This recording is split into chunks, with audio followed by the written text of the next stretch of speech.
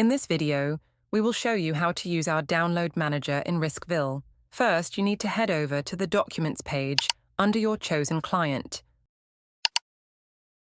The first way of accessing our download manager is by clicking the Download Manager. You can also open the Download Manager by selecting a document and then choose Download.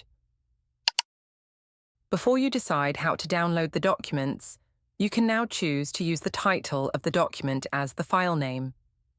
This will use the title of the document in RiskVille as the file name when downloaded. To add documents to the Download Manager, simply click on each document. There are two options when downloading: individually and archive.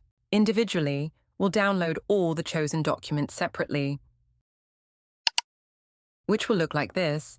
Archive will download all of your chosen documents in one folder together.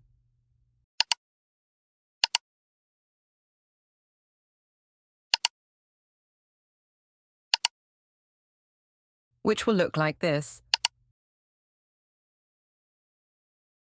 Thank you for watching our video. If you have any proposals or questions, reach out to us by email or through our support chat.